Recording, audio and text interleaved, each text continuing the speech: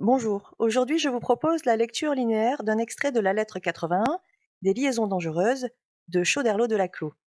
L'explication durera sans doute un peu plus de 10 minutes, étant donné que j'ai délimité un extrait d'une trentaine de lignes et que j'effectuerai la lecture à voix haute intégralement. Jusqu'en 1782, Pierre Choderlos de Laclos est un officier d'artillerie parfaitement inconnu. La publication des Liaisons dangereuses le fait connaître, mais fait aussi scandale, et Choderlos de Laclos retourne à sa carrière militaire jusqu'en 1803, année de sa mort. Il rédigera aussi par la suite un traité sur l'éducation des femmes, question qui l'a préoccupé toute sa vie, mais c'est son roman qui lui valut la notoriété. Les Liaisons dangereuses est un roman épistolaire, c'est-à-dire un ensemble de lettres fictives qui s'inspirent des mœurs libertines d'une aristocratie en déclin. Ce roman épistolaire met en scène deux libertins manipulateurs qui partagent leurs stratégies amoureuses et se flattent de corrompre la vertu de leurs victimes. L'extrait proposé se situe au milieu du roman. La lettre 81 constitue le pivot de la structure narrative. La marquise de Merteuil rédige son autoportrait de la libertine au vicomte de Valmont, son complice. Le projet de lecture est le suivant. Comment, sur le mode de la confidence, cette lettre dénonce-t-elle le modèle éducatif des jeunes filles au XVIIIe siècle? Et les mouvements du texte. Le paragraphe 1 constitue une introduction, où la marquise affirme son sentiment d'élection et son mépris pour les autres femmes. Dans les paragraphes 2 à 4, il s'agit du récit chronologique des étapes de son parcours autodidacte. Et pour les paragraphes 5 et 6, il s'agit d'un bilan qui revient sur le contexte qui a motivé sa trajectoire. Passons maintenant à la lecture.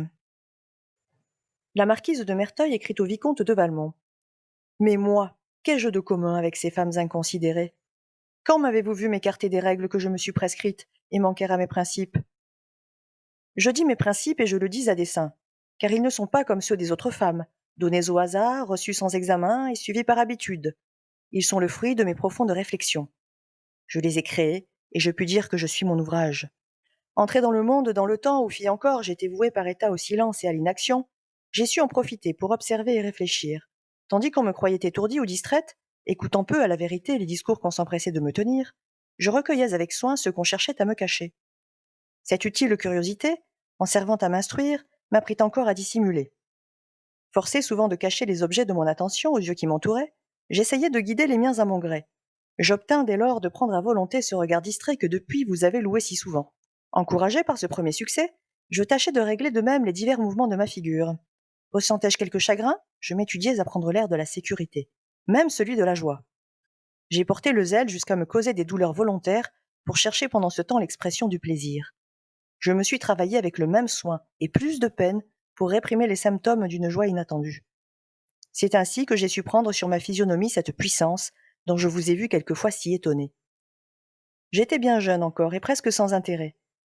Mais je n'avais à moi que ma pensée, et je m'indignais qu'on pût me la ravir ou me la surprendre contre ma volonté. Muni de ces premières armes, j'en essayai l'usage.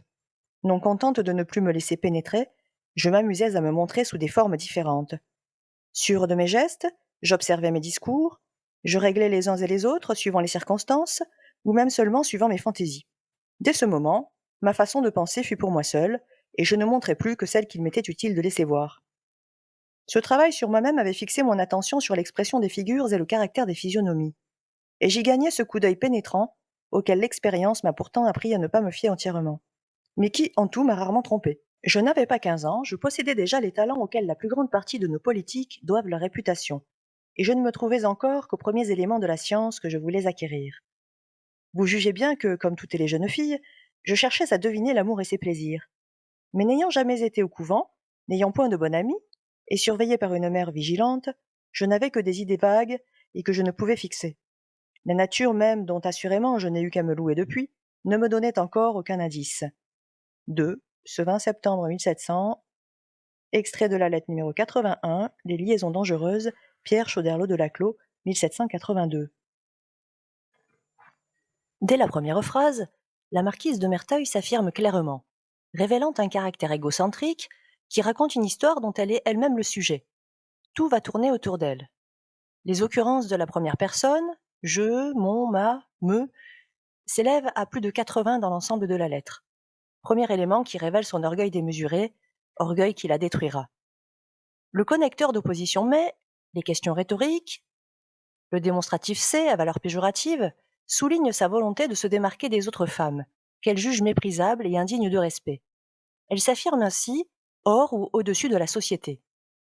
Elle fait aussi une démonstration de force à son complice, elle le défie et le prend à témoin, à travers l'emploi du verbe voir.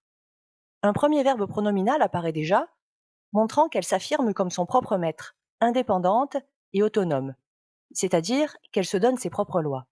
Autonome donc vis-à-vis du reste du monde. La répétition de mes principes et du verbe dire souligne que c'est par la parole qu'elle entend imposer sa volonté à son environnement. Avec le connecteur car, elle témoigne une rigueur, une logique, dans l'explication et par l'accumulation des négations. Elle insiste sur l'opposition radicale entre elle et les autres. Ainsi se crée une vaste antithèse. Là où les autres procéderont sans examen, elle se livre à de profondes réflexions. C'est dans un groupe ternaire qu'elle souligne la passivité des autres femmes, données au hasard, reçues sans examen, suivies par habitude. Ensuite, nous observons que le pronom je est toujours sujet. Elle insiste ainsi sur sa toute-puissance, montrant qu'elle ne doit tout qu'à elle-même. Elle affirme une indépendance illusoire et paradoxale cependant. En fait, elle joue totalement le jeu social. Mais elle se flatte de son courage et de sa formation autodidacte. Elle a tout appris par elle-même. Dans le deuxième paragraphe, nous avons l'impression que le monde social est une scène de théâtre, entrée dans le monde. Elle insiste sur son ingénuité de jeune fille, bien jeune encore. Elle évoque le modèle éducatif de son époque, où il n'y a aucune liberté d'expression, où les jeunes filles sont laissées dans un état de déréliction, d'abandon, elles sont passives, enfermées au couvent jusqu'au mariage arrangé, elles ignorent tout de la vie. Merteuil montre ainsi que les jeunes filles n'ont aucune éducation, comme le personnage Cécile de Volanges dans le livre. Elles n'apprennent pas les choses de la vie, elles sont obligées de les deviner, elles ne sont absolument pas formées à l'esprit critique ni à la créativité. Elle souligne ainsi sa condition en faisant apparaître l'idée que le sort d'une femme est d'être muette, inactive, idiote. Ensuite, à travers des groupes binaires et des antithèses, elle souligne son goût pour l'étude et l'apprentissage. D'abord en observant l'extérieur. Elle dissimule, elle observe, ce sont les deux principes d'apprentissage. L'éducation pour elle est inductive, elle apprend sur le terrain. C'est la réalité de la société qui oblige la jeune fille et qui souhaite acquérir son autonomie intellectuelle à cette duplicité qui l'oblige à tricher. Elle se montre très précoce et comprend très vite la vanité du discours social. La subordonnée conjonctive complément circonstanciel souligne l'opposition entre elle et le monde extérieur. Tandis qu'on me croyait, je recueillais. Elle trompe ainsi son entourage, elle joue l'idiote, pour mieux travailler, pour mieux apprendre. C'est une femme très intelligente. L'image qu'elle renvoie est totalement différente de ce qu'elle est en réalité. Elle refuse la position passive et elle travaille. Je recueillerai, avec patience et prudence. Dans le paragraphe 3, elle se rappelle la fille ingénue qu'elle était, pas encore aguerrie. C'est cette curiosité qui va développer son intelligence. La curiosité, c'est le moteur pour apprendre à mentir et parvenir à ses fins. Le champ lexical de l'apparence et du mensonge continue d'être développé, ainsi que l'opposition pronominale, encore, entre les autres et elle. À travers les mots forcés d'eux, elle critique l'hypocrisie sociale. On a l'impression qu'elle n'a pas eu le choix pour survivre dans un milieu malsain, menaçant. Ainsi, c'est la société qui oblige à tricher, qui oblige à ces procédés pour avoir une place dans la société, en tout cas pour les jeunes filles. C'est un véritable travail d'actrice sur sa physionomie qu'elle entreprend. Mais là où elle prend un risque, c'est qu'elle laisse entendre à Valmont qu'elle compose son attitude, qu'elle est machiavélique. Elle se présente comme un prédateur voulant lui montrer qu'elle est son égale. Elle ne réalise pas qu'elle lui donne en fait la clé de son personnage et lui donne des armes dont il pourrait se servir.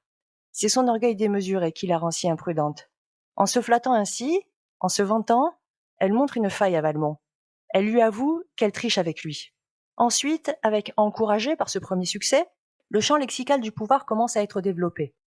Puissance, succès, talent, elle prend le temps d'apprécier son travail et de se flatter elle-même. Elle continue, en s'observant elle-même, je m'étudiais, j'observais mes discours, je réglais, ce travail sur moi-même. Le champ lexical de la douleur et de l'effort souligne son application et sa persévérance. Elle souligne toujours son jeu d'actrice et le fait qu'à terme, la réflexion ait fini par écraser ses émotions. Froide et pragmatique, elle a dû développer une ténacité et développer une méthode rigoureuse et sans faille, devenant ainsi un véritable monstre. On assiste ainsi à la mise en place d'un véritable jeu théâtral pervers, mais marqué aussi par un certain stoïcisme, En voulant l'enfermer dans sa condition de femme, la société lui a en fait permis d'acquérir sa liberté de penser. C'est toujours la même idée qui persiste, c'est toujours avec patience, dans la répétition, dans la rigueur et dans ce travail sur elle-même qu'elle a réussi à développer son talent d'actrice. Cette insistance apparaît notamment dans le groupe binaire, le même soin et plus de peine. Les compléments circonstanciels de but sont nombreux, montrant que c'est cet objectif à atteindre qui lui a permis de maintenir ses efforts à long terme. Le terme médical, science, connote en fait que pour elle, les émotions étaient une maladie et qu'elle a travaillé à éliminer ses émotions. C'est ainsi qu'elle est devenue sans cœur. Enfin, dans la dernière phrase du 3e paragraphe, elle affirme avec arrogance sa toute-puissance. Elle se vante encore auprès de Valmont, mais en se basant sur ce qu'elle sait aussi de lui. Elle ne pense pas une seule seconde que Valmont pourrait faire la même chose avec elle. Dans le 4e paragraphe, elle insiste sur sa jeunesse, sa précocité, mais aussi sa vulnérabilité, puisqu'elle était presque sans intérêt. Ainsi, elle donne encore plus d'ampleur à son évolution. Le connecteur d'opposition, mais, ainsi que la tournure restrictive, ne que, permettent de souligner à la fois sa fragilité initiale, mais aussi la performance dans son évolution. Merteuil est en colère face à cette société. Je m'indignais qu'on pût. Et ce on de généralité représente la société. Ensuite, elle emploie une métaphore guerrière, munie de ses premières armes. C'est une conquérante. Elle est véritablement en guerre contre la société. Les phases d'action alternent avec les phases d'observation. Tel un prédateur, elle observe, puis teste son apprentissage. Ensuite, c'est la montée en puissance. Non contente d'eux, je m'amusais. Elle se montre véritablement narcissique et se complaît dans l'image que lui renvoie son miroir. La perversion apparaît. Elle peaufine ainsi son œuvre en s'adaptant à tous les contextes, aux personnes aussi qui sont différentes. Elle s'invente au gré de ses fantaisies. Tout est manipulable et malléable selon ses envies. Enfin, son œuvre est parachevée par un enfermement dans la solitude la plus totale. Il y a une certaine contradiction là-dedans, dans le sens où elle se croit indépendante, mais en fait, elle n'existe qu'à travers les autres, et ce jeu qu'elle a construit au milieu d'eux. La morale est totalement absente de son éducation, faisant d'elle une redoutable femme manipulatrice. Enfin, elle fait le bilan de son éducation. Au départ, elle était comme toutes les autres jeunes filles. Elle a été animée de cette envie naturelle de découvrir l'amour, ce qui a stimulé sa curiosité, mais l'éducation au couvent est considérée comme néfaste par la Clos. C'est une véritable absence d'éducation et de repères, qui n'est pas une solution. On observe que Merteuil a été complètement seule dans son enfance. Ni couvent, ni amis, ni mère. Et cette absence de repères l'a empêchée de grandir de manière saine. La nature seule n'apprend rien véritablement. Elle a bâti sur du néant, comme le souligne l'accumulation des négations. Je n'avais que des idées vagues, je n'ai eu qu'à me louer, ne me donner encore aucun indice. En conclusion, Merteuil apparaît comme un personnage tout-puissant. Elle se sent supérieure aux autres hommes et femmes, elle montre comme elle a conquis son autonomie et son destin, elle ne montre qu'une solidarité avec les autres femmes. C'est ce qui l'empêche de défendre véritablement une position féministe. Elle en est arrivée à des certitudes qui seront aussi les raisons de sa perte. C'est un personnage complètement mégalomane, narcissique. Elle incarne le parcours d'un enfant perdu du siècle. Elle est devenue une véritable sorcière livrée à elle-même. Elle n'a reçu aucune bonne éducation, puisqu'aucune éducation finalement. Était-elle animée d'un mauvais fond? Pas véritablement, c'est la société qui l'a rendue telle. C'est une vision donc très pessimiste que nous livre ici Laclos et qui montre à quel point les jeunes filles n'ont aucune issue à son époque.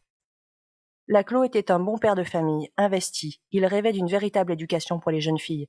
Mais il faudra attendre encore bien longtemps. Nous en avons terminé. Je vous conseille vivement la lecture de ce chef-d'œuvre, ainsi que le visionnage du film, qui est une excellente adaptation. J'entends le film de Stephen Frears de 1988. Je vous dis à bientôt.